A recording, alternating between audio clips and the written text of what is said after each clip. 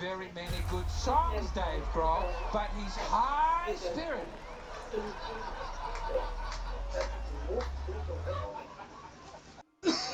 I have struggled to keep a good attitude sometimes in this country because everybody's trying to fuck you all the time. Not fuck you in a pleasurable way. That's one of your parlance. Trying to fuck you over. Like you'll be driving along and you'll hit a toll road. And can I get off the toll road? No.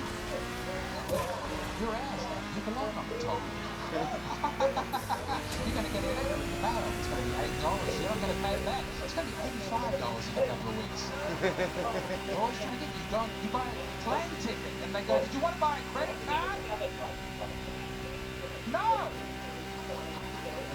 At the end of buying a plane ticket, they go, you sure you didn't want to buy a credit card? I go, this is really not what I had in mind when I was going to Cleveland.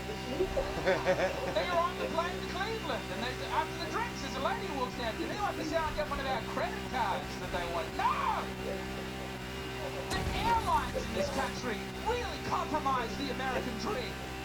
They're awful. Every other country in the world, you want to buy a plane ticket? Here's what they do. They figure out how many seats there are on the plane, and then they sell up to that many tickets, and then they stop. It's a wonderful system. It works really well. In America, they go, there's 150 tickets, 150 seats on this plane. Why don't we sell 150?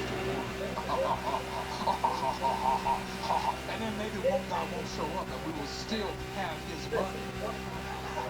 Oh no, he did show up. I cannot believe this has happened again.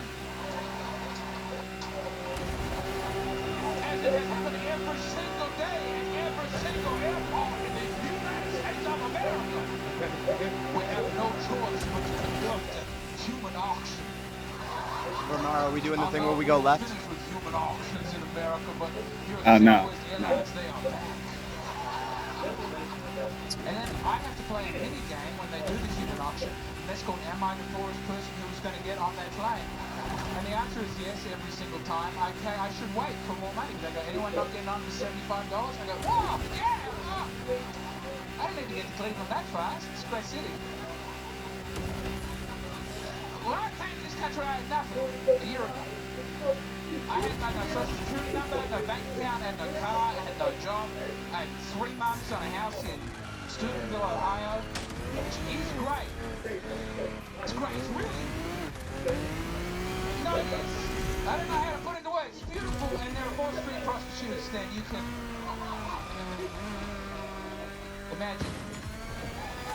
It's not hot either. It's not, it's sad. The bleak midwinter Midwestern street prostitutes. I thought they'd have like little skirts on.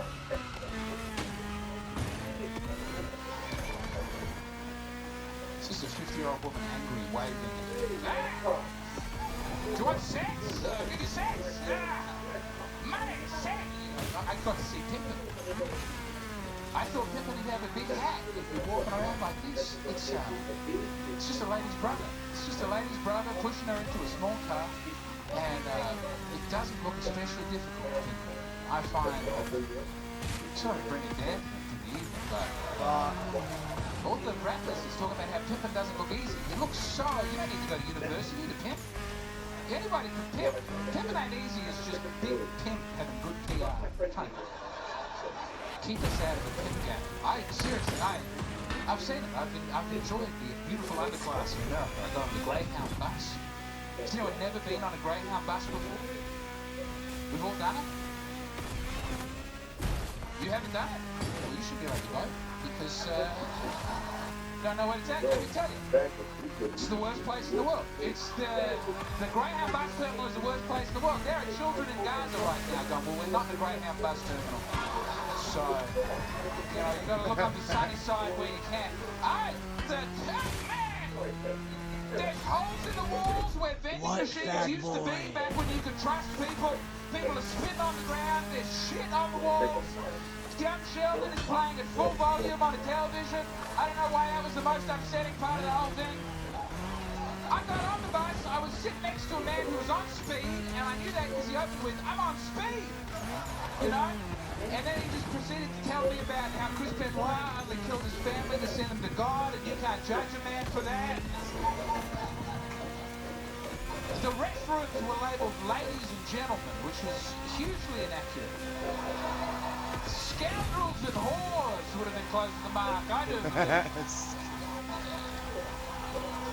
I'm weirded out by the restrooms. I don't know why you call them restrooms. The shits I've been having on your diet have not been especially restful. It's an emergency or a tragedy every single time. I thought I had bowel cancer when I moved to this country and got on your diet. And then there is the weird, you got a weird thing in the toilets, where in the public toilets there is a bit of seat missing. You don't know what I'm talking about? You're looking at me with such splendid incredulity. It's, have you never noticed that public toilet seats are different to the domestic variety? Think about it. Think about it. How they're different. You've been here your whole life. There's a chunk missing, brother. The front of the seat's not there. This has never bothered you? I spent months going, why? Why? Is it a hospitality thing? Are people like the front of that seat is for friends and family only? We don't trust members of the public with the front of the seat. I couldn't get it. I thought it was like a men's room thing, so that we didn't piss down the front of the seat. And then I found out in the women's toilets when I went to take my photograph that also, you're also missing a bit down the front of the seat. Does anybody know why? Well, something should be done to find out why. I did find out why. I kept talking about it on stage. I told me why. It's because you're too fat. It's because you're too fat. So a toilet seat in public has to sustain a weight of at least 600 pounds. A circle will snap and a U will bend. So don't groan. It's your country. Do something about it. Listen, in my country, I'm very fat. I'm a seriously fat man in my country. In your country, I look fine. I look, state by state, I'm looking okay in America. That's the diet I got on. You've got a real fat chunkster type issue going on. You've got fat people infrastructure. I've been going to the Walmart, riding around on the fat people scooters. So I have a good time. That is stupidly American. If you don't solve a problem, you find a workaround and you keep going, you know? People are too fat to consume. Are we going to help them lose some weight? No, we're going to buy a machine. We're going to buy a big machine that makes a noise, that makes it hard for everyone else to get around, so all the big Debbie's can go and get their little Debbie's, and we'll just keep on trucking all the time. We've got too many homeless people. Can we give them a home? No, we'll give them fentanyl. We'll give them all fentanyl, and they'll sort it out amongst themselves. I do enjoy the supermarket. I go to the shops a lot. I go to the pawn shops, the store. Go to buy eggs. So I have one complaint, which is when you take eggs and self-serve chicken. Doesn't really mean it's eggs. For me, it's eggs. And I'm going to buy the eggs, and then they go, did you want to give us an extra $1 to help save the bees?